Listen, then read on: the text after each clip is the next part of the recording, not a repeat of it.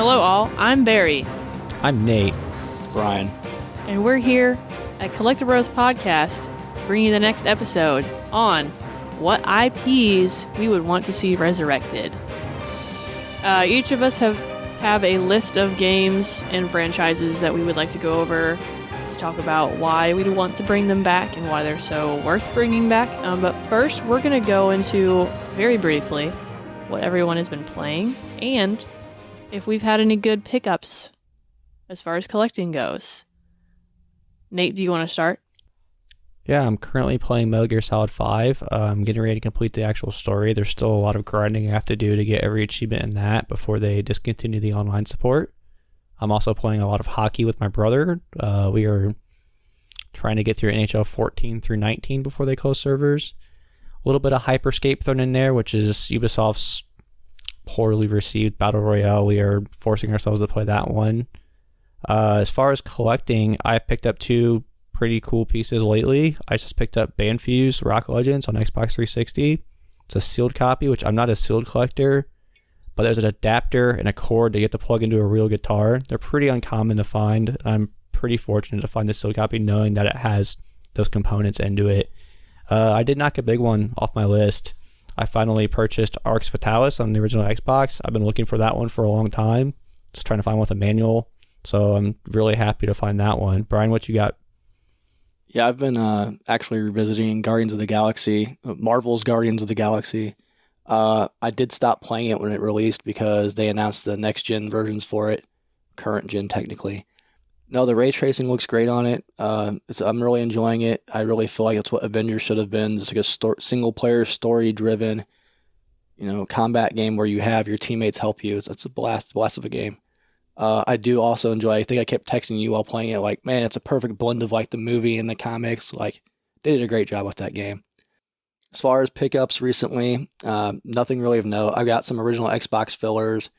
Where nothing of note, just some games I need to fill out my complete library. How about you, Barry? I am at the 30-hour mark in Xenoblade Chronicles. The story's getting spicy, very much like it. I've gotten all the armor that I want for my appearance, so I don't even care about, I gotta get this new piece of armor because it has it's almost like a layer system, where whatever you have equipped it, doesn't matter.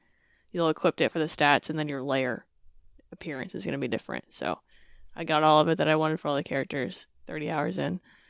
It's a lot of fetch quests, but I'm not bored of them yet. So it's evened out pretty well. And then that's all I'm playing currently.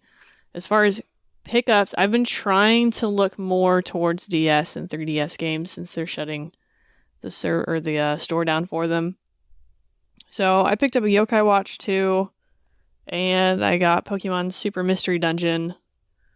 And then one of the big ones I've been looking for is the first Otogi, Myth of Demons. Great game. Xbox. I have the second one, and I've been looking for the first one, and I finally found it at a decent price. I was actually watching one on eBay, debating on if I wanted to go ahead and just throw the money down and buy it. I ended up finding it locally, snatched it up, and then not really a big one that's rare, but I've been looking for Tales of Berseria, and I finally got my hands on one, so that was very nice to pick up. Got Neopets. Oh yeah, I did get I've been looking for this game for a very long time. It's called Neopets The Darkest Fairy. I actually got a copy that still had the promo card, so that was super exciting. That's awesome. It's not...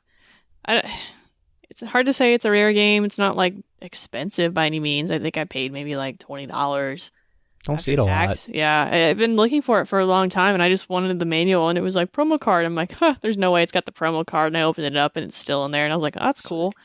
So I finally got that one, but I've been looking for that for a long time.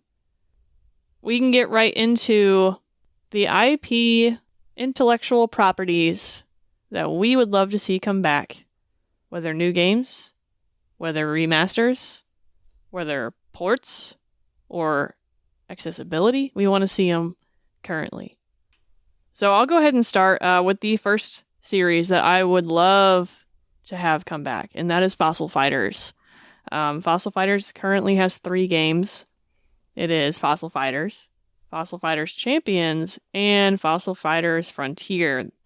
First two are for the DS, and the last one is for the 3DS. It looks like the first one sold the best, and it kind of tapered off after that. As far as the ratings went for it as well, it kind of tapered off. I guess Champions, people kind of regard as a user base as the best one, because it took what the first game had and kind of improved upon it. So the Fossil Fighter series, excluding the third game, is basically your monster collecting game where you run around, you dig up fossils, and then you have to clean the fossils. And once you've cleaned these fossils, you can put them in a revival unit and bring back dinosaurs, but you have to collect parts. So it's like you need the monster head, you need the arm, you need the leg. And so once you've compiled all of them, you can bring back a dinosaur. And the second one has just a copious amounts of them. Huge amounts of dinosaurs you can bring back. And the interesting mechanic is while you're cleaning these, if you damage the fossil too much, it actually affects the stats of the dinosaur that you're bringing back. Yeah, the whole mechanic of cleaning the fossils is super interesting in that game. Yeah, the cleaning is not really something I've kind of seen, because it's interesting that while you're cleaning them, you are affecting what kind of fighter build you're going to get. And if you're not very careful with it, like, you can potentially damage your team, which when I was playing it, like, I didn't really care too much because I had my heavy hitters and I want to collect them. Like, especially when I play games like that, I don't really care so much about making sure I have the best builds. I just kind of want to collect the database. The story is completely whack. It's wild. It is so wild. So it's like you're supposed to be in this dinosaur fighting tournament, and as the story progresses, you kind of learn that one of the entrants is like a space alien, Surprise. draconian. But yeah, you learn that these people are like from space, and they're dinosaur humans, and it just gets so off the walls crazy. And it's just, the game is so fun to kind of just sit around and run around and dig up fossils, and the actual battle mechanics is very interesting, where you've got 3 dinos and you've got basically 2 fighting and 1 in reserve. And so the whole idea is to kind of rotate your team around to best suit what you need for that fight. And people kind of really enjoyed that battle mechanic to that game. It was kind of in depth. The problem is that 3 came out, and a different developer and publisher got a hold of it and kind of just totally ruined it, because it turned into, well, a racer. You got your little, I don't know, Jeep that you drove around, and it was subpar. Yeah, it's almost like they had a different game they were making and then realized they like could slap a Fossil Fighters tag on it and kind of change the game. It doesn't look like the other two at all. It looks extremely out of place. Yeah, so I don't know. I really, really love that game. I wish they would bring it out. Bring it to me on the Switch. I think you have so much, like, Switch is a perfect console for it too. Like, the mechanic of cleaning the fossils, it actually utilized the DS's like microphone. You could actually blow air to help clear. It's cool. And you could like brush the screen to help clean. Like, I think the Switch could do the same thing easily with the Joy-Cons. It's touchscreen too. It's a perfect franchise to bring back, honestly. I think people's preconceived notions of this game was a Pokemon ripoff, and it's nothing like Pokemon. It's super unique, and I think you have a huge audience for this game. I think you know, kids love dinosaurs, adults love dinos. I love dinosaurs. I love dinosaurs too. I think this one is like a home run. Like, what are they doing? Bring this back. Yeah. Well, it was straight up remaster or a new game in a series then. I think soft reboot, where we just kind of get the game again. I don't really care if they want to do a good story or not, because nobody played this game for the story. It was fun cleaning fossils and fighting dinosaurs. Like, that's what we're here for. I think if you wanted to continue it and kind of get back on track from the last game and make it a true third Fossil Fighters, you could, or you could just reboot it, have the same effect. This game would be a moneymaker all day. I was going to say, like, monster collecting games, look at how hot Pokemon and Digimon are at the moment. I mean, yeah, they're always popular, but I feel like they're at their peak almost right now. Sounds like a good opportunity for it. Nintendo surprised just hire us. All right, Nate, what's your first game that you've got? First game I want to talk about is a little game called Jade Empire. It was developed by BioWare and published by Microsoft, because it originally came out on the Xbox. It's pretty late in the console's life. It came out in 2005.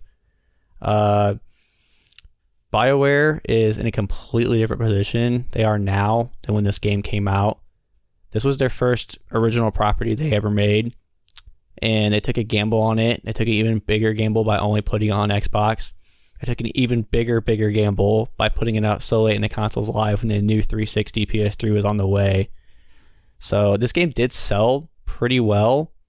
The problem was, what's a success when you've dumped this much money into this big of a game? They put it out on the limited market of the original Xbox, and in Japan you knew you weren't getting anything for sales because Xbox failed miserably in Japan. I think this game could do so well with a complete remake, kind of Final Fantasy VII style, because there's still not a lot of games like this. It's an open world, semi-open world, classic BioWare game where it's very character driven, set in like feudal China where there's not guns and staffs to pick up. It's fighting styles that are your weapons, and it's super unique. I think the characters are still extremely lovable. It feels like that classic BioWare game as a sense of like the original Dragon Age. If they could put a new coat of paint on that, bring it into modern times, I think people would go wild for it. I would say it's, for me, I feel like it's the first modern BioWare game, right? It's got like the seeds planted for KOTOR and Mass Effect. I would love personally to see a remaster, kind of like they did with the first Mass Effect game, and then a full-blown sequel. I don't want like a straight-up rebuild. I would love to see a sequel. I think this game definitely deserves a sequel. I think it holds a really special spot in people that are BioWare fans' hearts. I think this, thankfully, they end up putting on a computer about 2 years later, so it got a little bit of a bigger audience for you to actually be able to play it. But it's a game that a lot of people didn't get to play because it only was on Xbox. And I think put out a soft remaster on current consoles, build some hype, do it right with a remake. I would say I'll take a sequel, and then give me just a nice little texture dump on a new one, put it on new gen.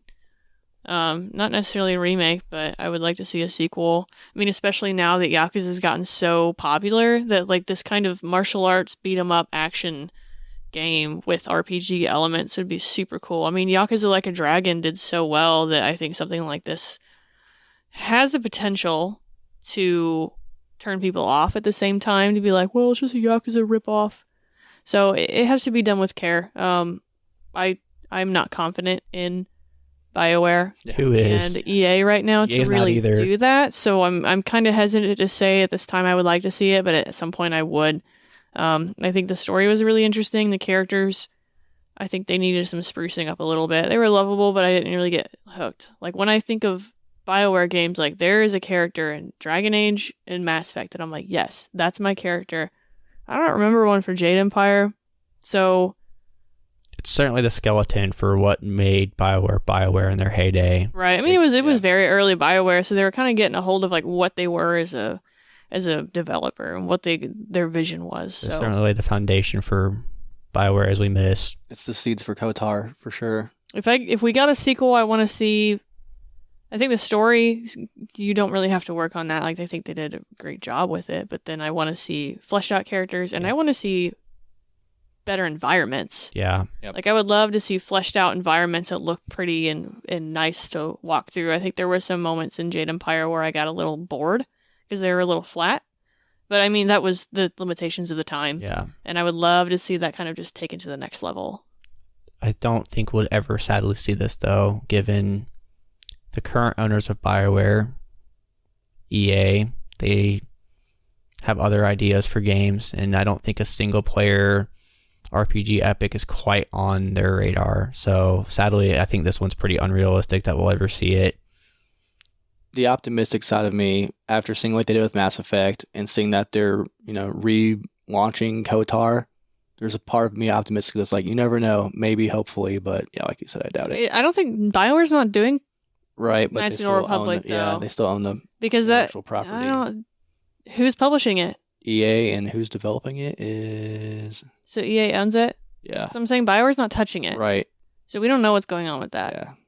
It's sad. Yeah, it's looking pretty grim if you're a BioWare fan, and especially with someone like me who's a huge Dragon Age fan. You got Dragon Age 4 allegedly being made. How many times has it started from scratch, though, is a thing? It's scary, and I certainly don't think they're... Let's make Jade Empire. It's on pretty high on their agenda right now, so it's probably sadly something I'll never see, but part of me hopes that they make this game, and it's great, and everyone falls in love with Jade Empire.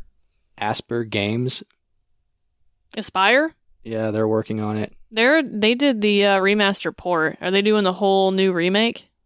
Because I think they're the ones who also put Star Wars, like Republic Commando ports out and whatever. Yep. So they're doing the remake too? Yep. That's tight.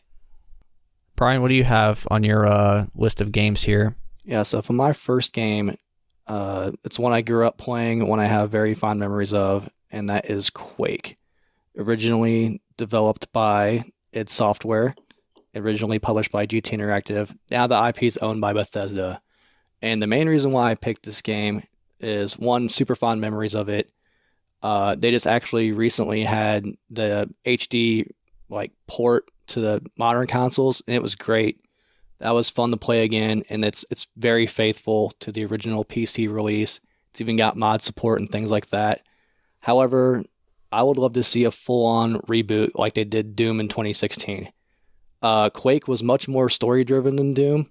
The atmosphere of it was awesome, kind of like the medieval / meets guns was really unique, and I think with a new spin on that, and the technology was so far leaps and heads abound of everything when Quake initially came out. Now, you don't have to do a straight up Doom rip-off clone of it, but I think with some of the technology that, especially the new id engines, it's badass, man. They can make this game look and play amazing. They added things to Doom, right? Or the glory kills and things like that. They kept the speed of it. Quake was always faster than Doom initially. You could do a hyper-focused, fast Quake single-player shooter. I'm not saying do the arena stuff. Yeah, those are fun, but that's not what I want. I would love to see just a straight-up reimagining of the original Quake with the medieval aspect to it, because it was so unique. It was very gothic. Yeah. And the soundtrack, and almost. Dude, the Trent Reznor soundtrack, okay, you're not telling me he'd probably be on board for that again. I'm going to nerd out on id stuff here for a moment, but part of the iconic and meteoric rise for these last Doom games is the soundtrack and how unique it is. Mick's obviously not working with id anymore. The only thing you can compete is we got Trent Reznor back. That would move the needle for sure. Right, and plus the accessibility. Like I said, the new port came out on every console. There's no reason why this can't come out on almost every console. It'd be cool for everybody to get a chance to play it. I'm salivating at the thought of playing a new Quake. Yes. Because I do enjoy Quake 2, Quake 4, but they don't feel like the first one. The first one was made, and then the other games kind of just share the Quake name. I want a true Quake sequel. Right, and that's what I'm saying. So Quake 4 was the last single-player driven Quake game we got, and nothing really wrong with it, nothing really great about it. It's so meh. But the way that Doom 2016 reinvigorated the franchise, I don't see any reason on earth why they can't do that for Quake also, and I would love to see that more than anything. You got any thoughts on Quake, Barry? I remember running on a PC because it was loaded on there. I don't really have too much about Quake. I can see the argument on how they really did. Doom was lost for a very long time. It was a very, very long time before Doom and Doom 2016 came back, and I remember it being on people's radar.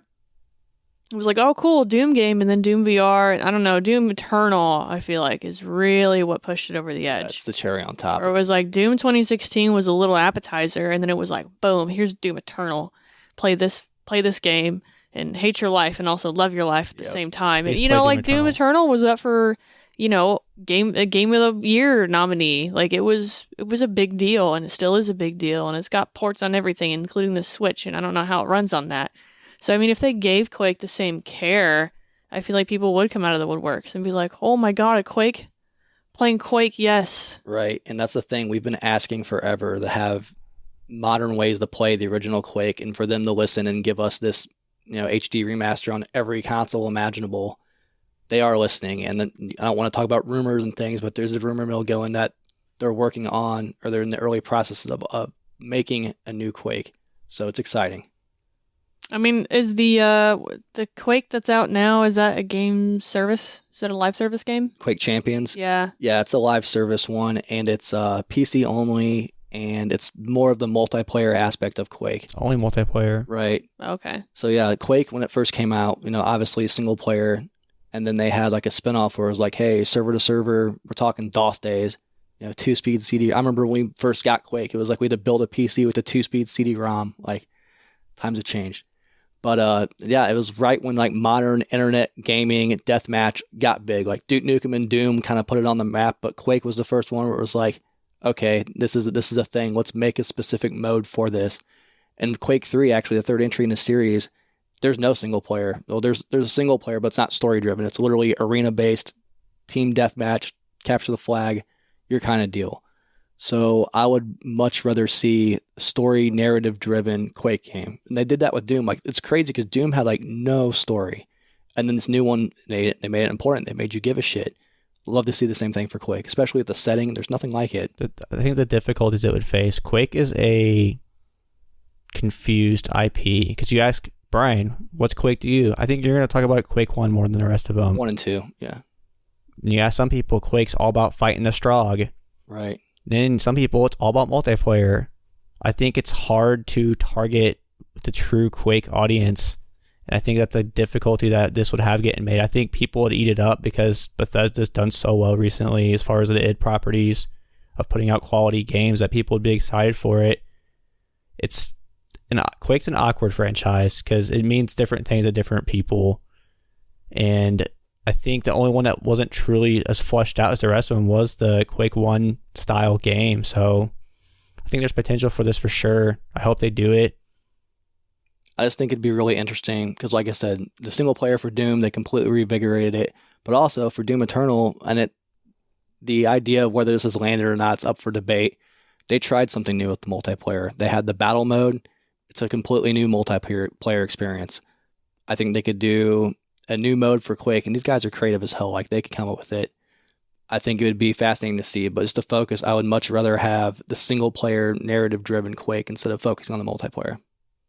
I mean, for what Quake did to the gaming franchise or just the gaming world, I would hate to see it die. Yeah. I mean, Quake was such a big deal when it first came out. And it's kind of something that's set in history as like the beginning of what we know now. And for Quake to die off is like an end to an era. Yeah. So I'd hate to see it go. Even Team Fortress, another very, very popular game, that was originally developed in Quake. Like, fun fact. I remember playing a lot of Team Fortress 2. Yeah. That was originally a Quake thing, and then became a Counter-Strike thing that they made a mod. And I mean, that's the thing. They still have QuakeCon every year, and yeah, it focuses on the multiplayer aspect of it. That's why I'm saying I feel like we need a single-player, narrative-driven Quake game. I would be okay with 2, where you got your live service, multiplayer, Quake, arena, battler, hero shooter, or whatever you want to do with it, and then, I don't know, put a little bit of money into a single-player game and make your little bit of extra money that you're not getting from multiplayer. I mean, do they have microtransactions? You can buy skins and stuff. Yeah, Skins. So, I mean, they're making some kind of money there. Yeah, it's just a limited audience. It's only on a computer. Barry, what you got for your second game? So my second one is the Legacy of Kain franchise. Great choice. And this is, a lot of people will agree with this. But you have, the problem with the Legacy of Kain franchise is it is off the wall. Nobody knows what the hell's going on with it. I don't even think Crystal knows what's going on with it. So you've got Blood Omen, which came out on the PS1, and that's the story of Kain, kind of like how he came up to his vampire godhood. And then Soul Reaver was the big one for PlayStation 1. And Soul Reaver was actually made by the same person who created the Uncharted series. Like, she went on to do Uncharted, and that's kind of what she's known for, but she was a really big deal in Soul Reaver. And then after that, we got Soul Reaver 2 on the PS2, Blood Omen 2, that was on PS2, Xbox, and GameCube. And then Legacy of Kain Defiance was on PS2 and Xbox. So you've got 5 games in that franchise, and the problem is that there's so much time jumping that the story is just like, what's going on? What's actually canon? Like, I remember at one point in time, there's a part where Kain has to go back in time, and he fights one of the Guardians of the Towers, and one of the Guardians of the Towers is still a human at that point in time where he goes back and fights him.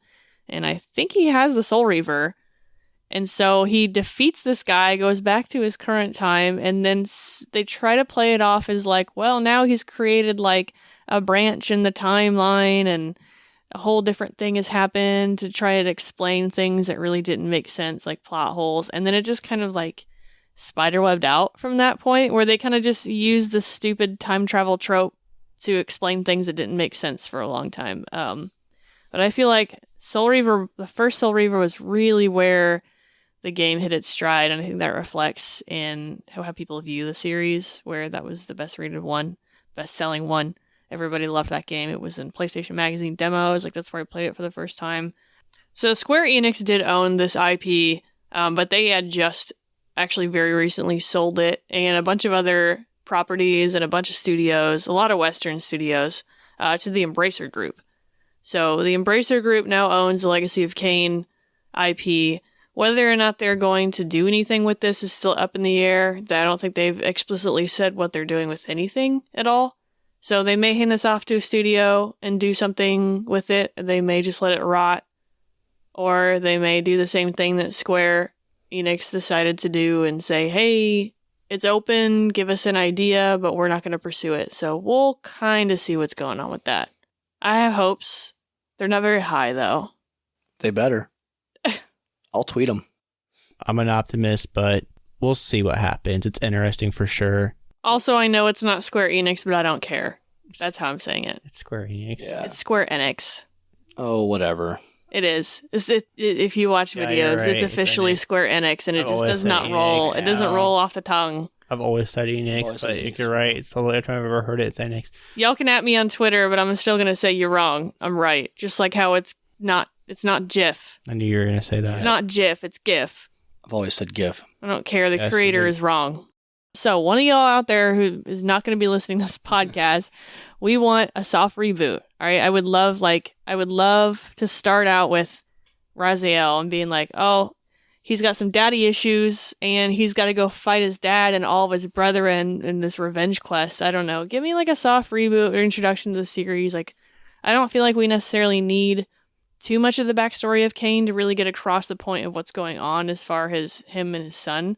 But flashback tidbits or anything cool like that, just kind of reintroduce it and polish it up and really just get like a plot line going that makes sense and you don't have to backtrack on constantly. Out of anyone we've talked about, this is the clear one that could use like a reboot because it's so convoluted. Like, I think there's a lot of people that grew up with these franchises that enjoyed them, but good luck trying to explain the story. It got so wild. This is the one. Let's get everything back on track. We have these characters that clearly people were attached to. Give us a reboot. Do it right. Because this is a series that they have tried unsuccessfully twice to resurrect. There was it like an online MMO shooter? Nosgoth. Yeah. I don't think it was a shooter. I think there was shooting. There was you weren't like vampires and shit. You there were was like a crossbow hunting. guy. I think it was just an MMO where you could choose a class. Well, if you had like the a gun. opportunity to play that for like the week it was up, it wasn't anything exciting. And then they did have a different character they're trying to tell a story with, and they actually have some gameplay you can seek out and find. It looked fairly interesting, but they canned it pretty early in development. Well, actually, it turned into Darksiders. Darksiders. Yep. So I think it's like a series that clearly the people that own it are kind of interested in the fact that they leave it open, like, hey, talk to us. There's clearly, they've had the conversation of trying to do it twice. Like, it's a series that people do want, and it's got enough brand recognition that let's get this done. Like, we clearly want this game, please. I mean, I feel like now's a good time too. This Yes. is a vampire game. You know, I mean, not to cross things over, but they're like, oh, we're coming out with a new Marvel Blade movie, and vampires they were really, really, really big back in like the late 90s, early 2000s. I mean, that's when Underworld was out. So The glittery ones that ruined it for a while. So, and then it kind of slowed down, and zombies came out as like the big thing that everybody wants to have their hands in, and vampires kind of died out. And now I'm like, now's the time to bring the vampires back. I mean, Vampire Masquerade, Vampire, that game came out, and a lot of people enjoyed that one. And they're not like traditional vampires in Legacy of Kain 2. They're a little more complex and like... And the lore is so rich. So deep. Yeah. So they have a lot of potential to work with source material and go in and be like, this is good, that makes absolutely no sense. How do we tie this back in without making it too complicated? So there's a lot of potential work for that. I think it's interesting also you have 2 lead characters. I mean, there's several games out there where they juggle multiple leads. I mean, look at like GTA, where they have multiple playable characters. I think it would be super interesting to see, play as this character for a bit, swap to this character. There's so many ways you can modernize it instead of like disc swapping or separate games completely. It would be a blast. This screams reboot. This screams open world. Yes. This is what I want. I want to play as Reziel in an open world, kind of like Shadow of Mordor.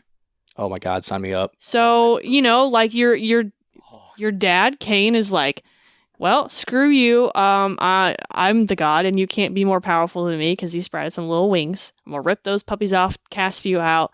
And now you're on your revenge quest where you're like, all right, Dad, screw you and your entire kingdom. And all my brothers try to beat me to death. So you have to go around in this like vampire legion land because each brother owns their own, domain or territory. And so each, that's when you unlock that part of the map where it's like, well, you got to go fight him.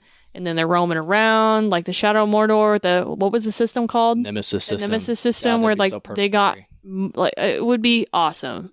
It would be so cool. Seriously. So that's what I want in a soft reboot. I think that answered the question I was going to ask was who would you guys want making it, but I think we all kind of started drilling as soon as you said that. So I think if Warner could get a crack at it, it'd be pretty exciting. As Monolith Games that develops those, yeah, why not? That'd be perfect, honestly. I can't even come up with a better answer. Like, sold. Sign me up. Pre-order. Needs. All right, Nate. What do you have for the second one? It's a franchise near and dear to my little Sega fanboy heart. Jet Set, Jet Grind, whatever you want to call it. So the original one came out on Sega Dreamcast. Pretty well received game. Pretty pushed the envelope as far as graphics and art style, soundtrack. Super unique game. It felt like to me the last classic Sega game. It's kind of the end of an era. They did make a port to Game Boy Advance. It's placed completely different, obviously with the limitations of the hardware. But it was a Jet Grind game on Game Boy. It was isometric. They adapted it, and it's actually surprisingly fun. The last Jet Set / Grind game we got was called Jet Set Radio Future. It came out on the Xbox. Microsoft at the time had paid Sega to try to get some of their IPs going again. So we got Crazy Taxi. We got Jet Set. It's a soft remake. There's things from the first game that carried over, but there's also some things that weren't in the original. So it's almost like a director's cut / remake. They tried to modernize it. They kept some of the same soundtrack. They added some new songs. They took a couple songs away. Depending on the purist in you, some people prefer Grind, some people prefer Set. I actually grew up playing Set first because I was an original Xbox owner and fell in love with both of them. They both are great games. I think Grind's a little more balanced. But as far as modernizing this, bringing this back, I think people in a younger age group would identify with this game so much based on civil unrest, social issues. It's the perfect time to put up a middle finger and grab a spray can and shred some rails. And I think graffiti art is big enough to where you could get some talented modern graffiti artists to kind of help collaborate with the design. Cell shading was originally attributed to this game, but it was a huge phase in the era where like Dreamcast through kind of PS2, Xbox, GameCube, there was cell shaded games, and it almost got like, okay, stop cell shading everything. This is getting a little ridiculous. Borderlands is kind of the only game I can think of now that's known for it, but I feel like there's enough of a gap between the redundancy of cell shading to where it'd be kind of refreshing to see this game, especially the look. I can't express enough how unique this franchise is. I think you could bring it back with a little more clean up controls, a little more polish. I think the soundtrack with that style of music of how it's evolved with like the funky electronic, like the electronic genre has just gone to a completely different direction now than when that game came out. You could really highlight some up and coming artists, and I think it's a perfect recipe for a success story. Remake be acceptable, sequel would be acceptable. I would kind of like to see a new world and new story with a little new characters, kind of modernize it a little bit. Brian, you grew up playing Jet Grind with me. What's your thoughts? Yeah, I agree with almost everything you said. My biggest question mark to bringing this back is like rollerblades were big when the game came out. Like, it's not anymore. Skating's big. Why not add skateboards, bicycles, whatever? Yeah, Yeah, you could do skateboards. The main thing I was the guess. graffiti and the rebel. Right, yeah. Bro, create your own character. Right. And you Yes. can pick Oh, yeah, if yeah. he's got a skateboard or not. There you Yeah. go, something like I that. just They think would have to it's- change certain things. And my second big worry would be, because of the art aspect of it, I just shiver.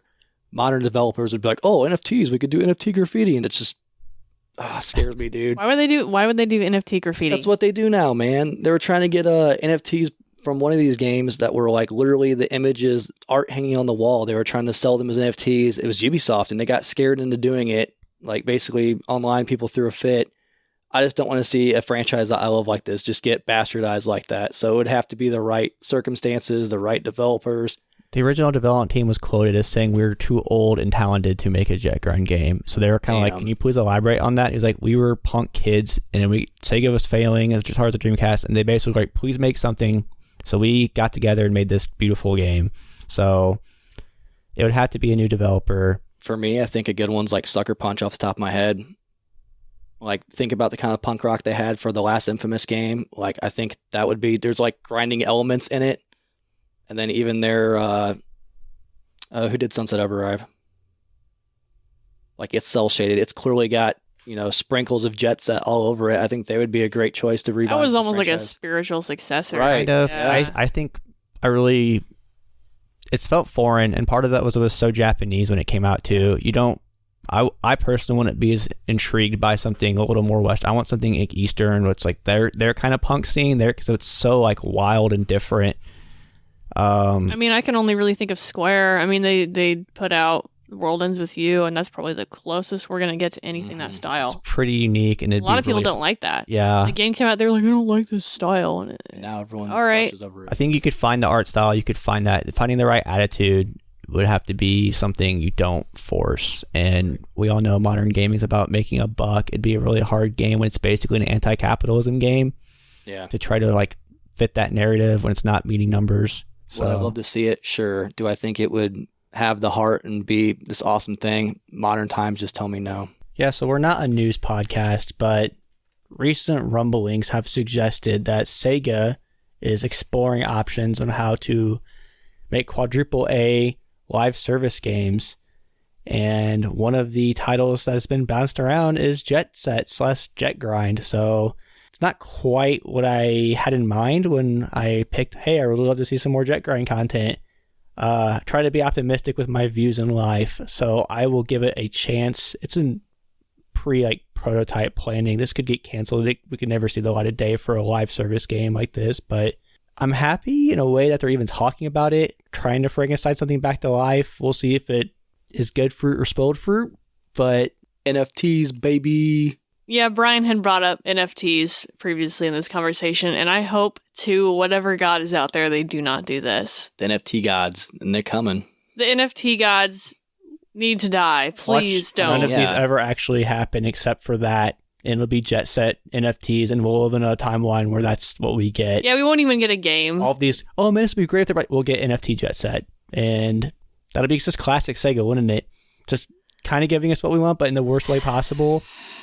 It's so, like, I'm a Reds fan too, man. Like, what do I make these decisions with my life? Like, I hope not. The most popular NFTs in the world are these monkeys. Sega's like, that's what they want. dude, that makes too much sense. And like, I don't want any, please, if you work for Sega, do not listen to this podcast. Like, I don't want this to actually happen. No, if you work for Sega, you probably should listen to this podcast because please don't do NFTs. Yeah, don't focus on this. They'll hear bit. the idea Brian just said about the Super Monkey Ball ones and be like, that's a great idea. No. Well, it's happening. I'm a philosopher. It's happening. Brian the entrepreneur. So, Brian, what's your last game? The last game I chose was the Dino Crisis franchise.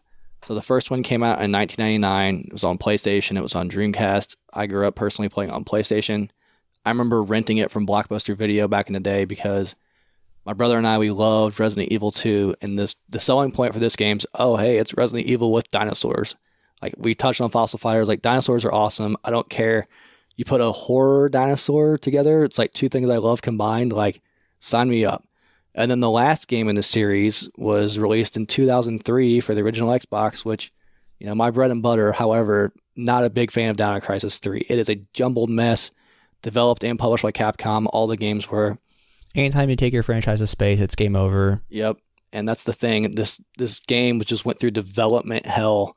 and they finally just sent it to die on the Xbox and in space. And it's a sad way for this franchise to end, because my thought with this was to see what they've done with the Resident Evil franchise. I don't want to say it was dead in the water, but 6 left a horrible taste in people's mouths.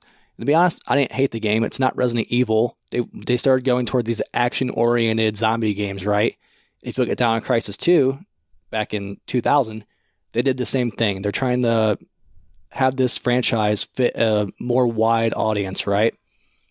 So my thought was, like, Resident Evil 7 completely rejuvenated the franchise, shot of adrenaline straight to the heart. It's got the soul of Resident Evil, where it's like, hey, you've got low ammo. You've got to conserve your resources. Horror's just dripping throughout the game, but it is still action-oriented, right? There's a lot of shooting in Resident Evil 7. There's even more shooting in Resident Evil 8. So I'm not saying you have to do a first-person shooter. Just to be clear, I would love a reboot. I don't think the tank controls and things would hold up if you did a full-on remaster with Dino Crisis. I think Capcom's on fire right now. I think like the creative juices flowing from Resident Evil, what they came up with 7 and 8. There's no reason on earth why they can't do it with Dino Crisis. And I think people want it.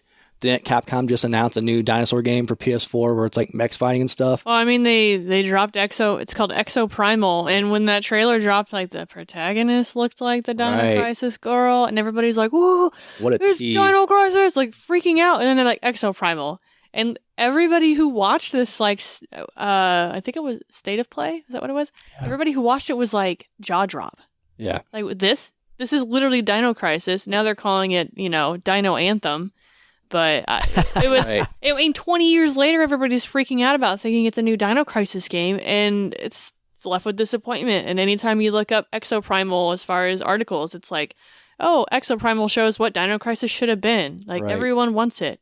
Yeah, I don't think it's just me. And that's the thing. Like, look what they did with Resident Evil, which I think is a more beloved franchise. They could do the same thing with Dino Crisis. And it doesn't have to be a first-person game. I wouldn't mind if it was. I think. But look at the remasters for Resident Evil. They did such a good job of like holding, like Resident Evil 2 remaster is great. It feels like Resident Evil 2 just modernized. I think to appease like the horror people, you could do like a full reboot, remaster, whatever you want to call it, like they did Resident Evil 2 with Dino Crisis 1.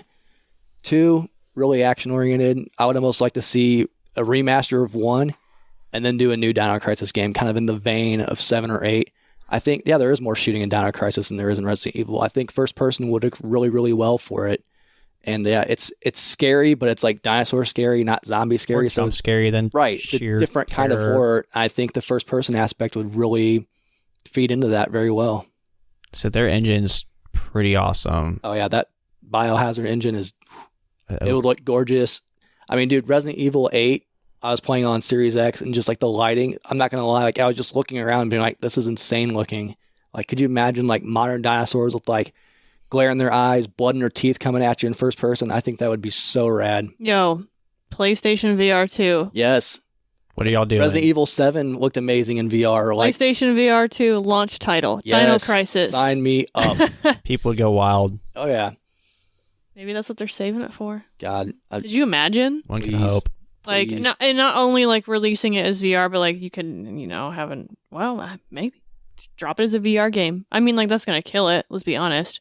But it's got a crazy enough of a fan base where it might just be a system seller too for the VR's unit. It might be. I would love to see that as like time to, if they're going to go VR, because that would be super cool.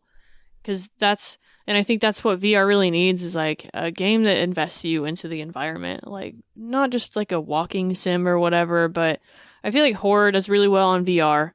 And if they dropped a Dino Crisis survival horror action game on the VR2 as a launch title to get people to buy this new one, then timed exclusive, and then it could come out on PC and people could play it on like their Quest or whatever. That would be super cool. Yeah, I mean, Capcom's on fire. Like, I fully trust Capcom. Were they to do this? Let's say it's not like the Jet Set argument where it's like, well, who does it? This, it's like Capcom still has the IP.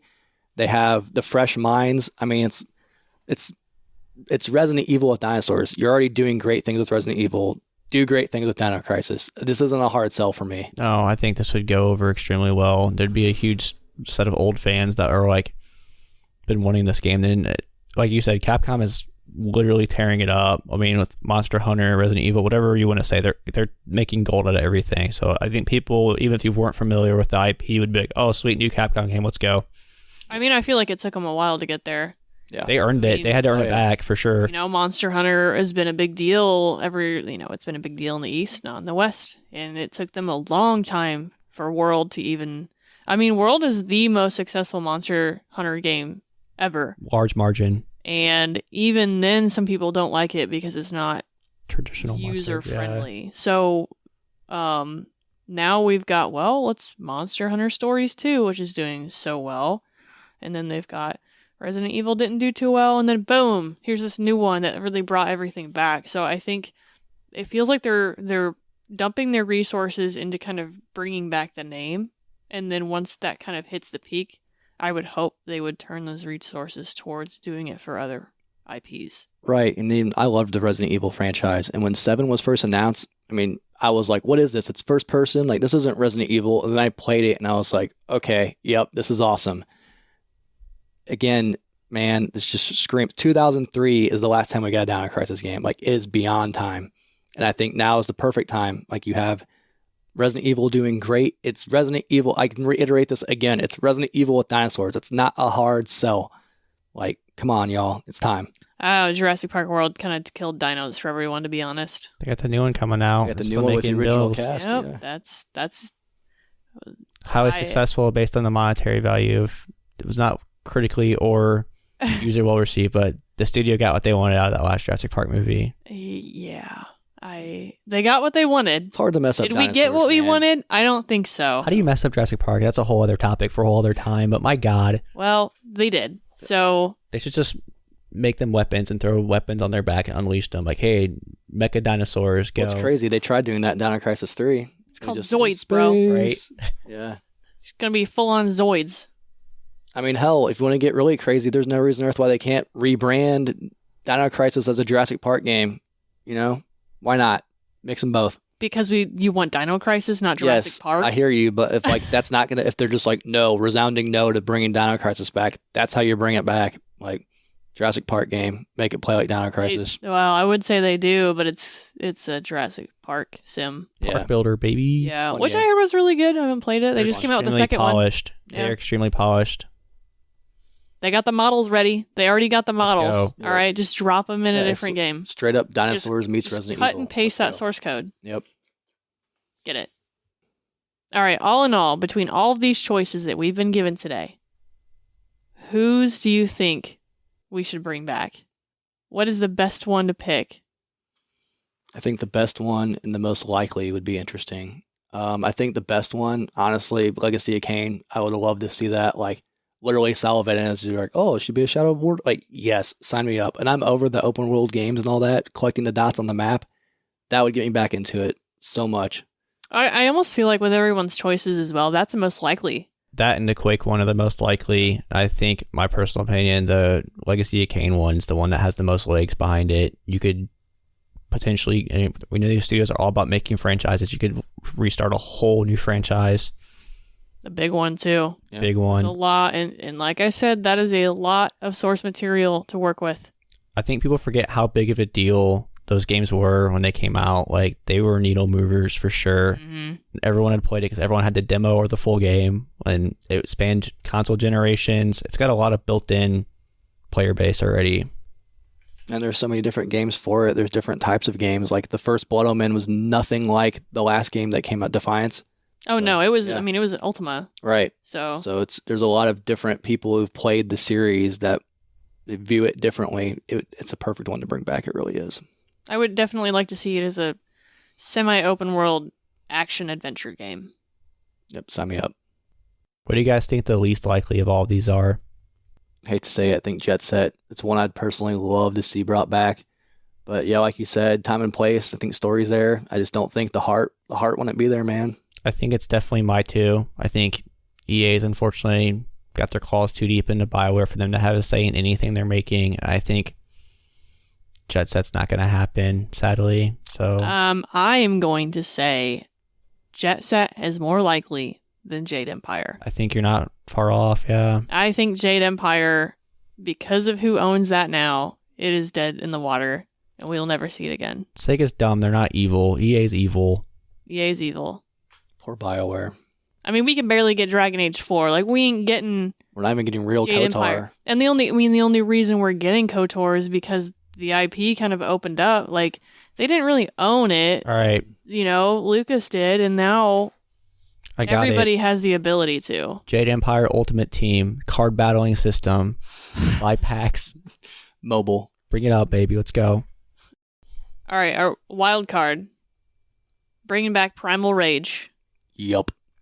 A huge part of me and Brian's childhood. I think fighting games are pretty big right now. Again, there's this reoccurring theme of dinosaur properties that keeps coming up because dinosaurs are fucking awesome. Yeah.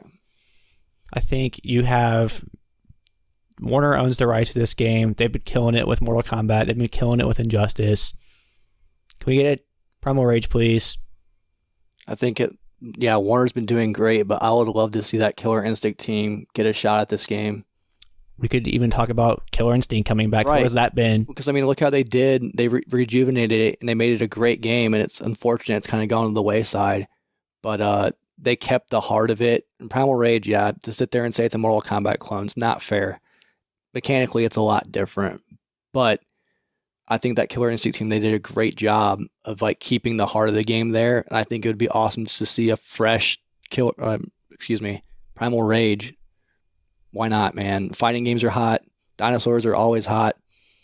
I mean, fighting games are hot, but it's so saturated right now that, like, if you really want to bring Primal Rage back, give it a good push. They really have to get into the battle mechanics and making something very unique that people are going to be attracted to, not because it just has cool fighters, but, Right. I mean, you've got, like, Guilty Gear Strive to compete with right now, and Guilty Gear really brought it back with that game. Oh, yeah. Street Fighter 6 around the corner. Street Fighter 6. Another reason. Melty Blood is a really big deal in the fighting community right now. That was kind of a sleeper. So Mhm. you really need to come with something for people to hold on to that's unique to that game.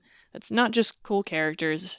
I don't want to repeat myself, but if they wanted to bring it back, they really got to think hard about I think it. there's stuff you can do though with even the old game. It's like you had the whole health mechanic where you could eat people watching and get some health back. Like that's something that's not really in a fighting game right now. No. Hearts exploding. There's Yeah. potential. Right. Like I think it's a game we all grew up playing that we'd love to see, and I think there's a surprising amount of people that were. I mean, it was a big deal. There's a comic book. There's action figures. Like it was a big franchise when it came out. 2 unfortunately never saw the light of day. We were all actually fortunate enough to play the prototype Primal Rage 2 arcade. Not what we're envisioning here. Like I would like a bigger, modern Primal Rage, not people who mutate into mutants and fight each other. I want dinos. And they cannot follow the Soul Calibur 6 format where you get like 3 fighters and have to pay for every single other one. Like, no, you cannot do that. You need to give you a roster, and then I'll take fighter passes or fighter pass, or Guilty Gear just dropped their next DLC fighter, and it wasn't like, oh shoot, now we have one more to add to the 5. Like, there was a good roster, and they need to come out with a banging roster and not make it microtransaction heavy just like everything else, or it's just going to die because nobody's going to play your game if they're like, well, I have to pay $10 just for another character. Yeah. That's the thing with these WB fighting games. So it's like Injustice doesn't really have that problem, but Mortal Kombat's faced with criticism, and rightful criticism of the microtransactions, and they clearly can do it right one way. It's like, please don't dilute it with microtransaction heavy. Like, make a good game, make that be the selling point. Give me the roster, sell me the skins. Yep. Right. Don't sell me the fighters. I'll take, if I want to put money into your game, like, sure, give me a really cool, I don't know, give me the standards, but then like, all right, here's some really cool skins that you can buy for them. Right, that's the thing. A lot of the characters in the original were color swaps. There's not a huge roster. Right. They could make new, interesting, mechanic-based characters like brontosauruses with their big-ass necks slapping each other. Like, there's your range character. I don't know. You get what I'm saying, though. They could develop new characters and make them interesting for sure. I'm not sure Warner Brothers is the team to do that. Saying that they've shown no interest in any of their Midway properties other than being a background for a Mortal Kombat level, I don't think this one's probably going to happen, but No, but man, it'd be awesome. one can dream. A lot of dino dreams this episode. Lots of dinos.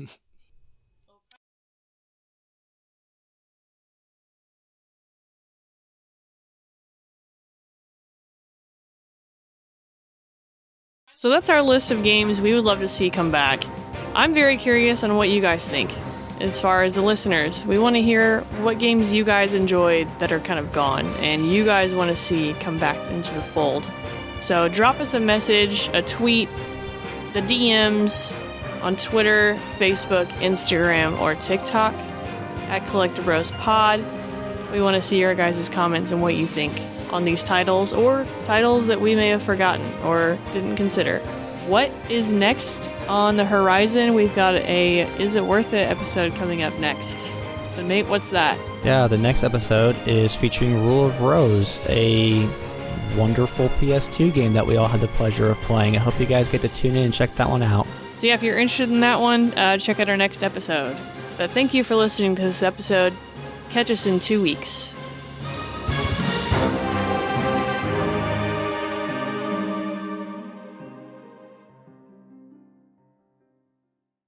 Marry, fuck, kill Resident Evil series. Go, Brian. Ooh, lots of options here. For Mary, I think I'm going to go Jill. She's been there since the beginning. She's loyal. She'll make you a Jill sandwich. For just straight out banging, Ada, she kind of just pops in and out whenever she wants, comes and goes, you know, all business. I respect it. I get it. Kill, most annoying character in the franchise, Jake. Most just like, why is he here? Why does he need to be here?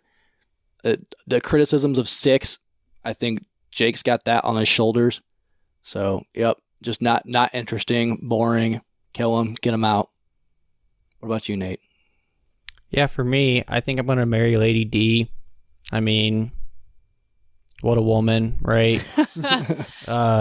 Thinking big here. I'm going to have sexual relations with Jill Valentine, and we're going to just kill Steve Burnside. Gotta go. The worst part of Veronica, which is the most underappreciated Resident Evil game, but he's the sour note for sure. So get him out of here. Barry, what you got on your list? I am the least knowledgeable of all 3 of us on this franchise, so we're gonna marry Lady Dimitrescu. I didn't even try to pronounce it. I was just a Lady D to cop out of it. So good job. I don't know. Dimitsu. Big hottie mommy from Resident Evil 8. That's who's on the marry list, so she can step on me at every moment of the day.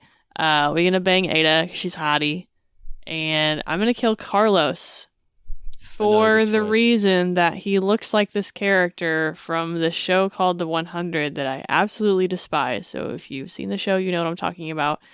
But yeah, that's my Resident Evil list. It's MKF Resident Evil style. It's MFK. It's marry, fuck, kill. Yeah. Let's just cut it out.